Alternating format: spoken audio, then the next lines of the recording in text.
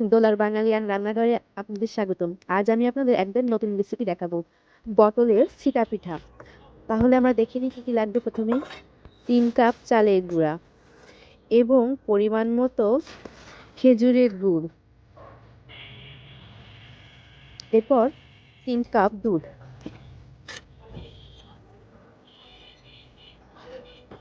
পরিমাণ মতন গরম জল। তারপর আমি ভালোভাবে নাড়াচাড়া করে নিলাম বা গোলা করে নিলাম, যাতে ভিতরে কোনো প্রকার দানা না থাকে। এখন আমি কড়াইতে তেল গরম করতে দিলাম। গরম তেলে আমি ভালোভাবে গোলাটা দিয়ে দিলাম। বাদামি কালার হয়ে গেলে এপিঠ থেকে ওপিঠ করে নামিয়ে নেব। আমি আবারও গোলাটি গরম তেলে দিয়ে দিলাম।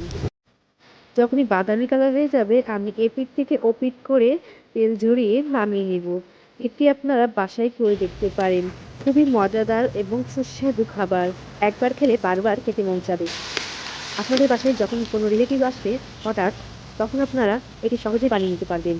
পটলের ছিটা পিঠার জন্য আমি রস তৈরি করে নিলাম। এর মধ্যে আমরা গুড় আর দুধ দিয়ে নিয়েছিলাম। এখন আমি এলাচের ফল দিয়ে নিলাম, আবার পরিমাণ মতন জল এবং গুড় দিয়ে দিলাম।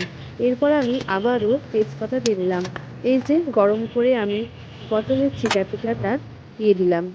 দেখুন তো কত সুন্দর হয়েছে। আর আমার এই ভিডিওটি আপনারা কতটুকু দেখছেন অবশ্যই জানাবেন। আজকের মতন এই পর্যন্ত। টাটা।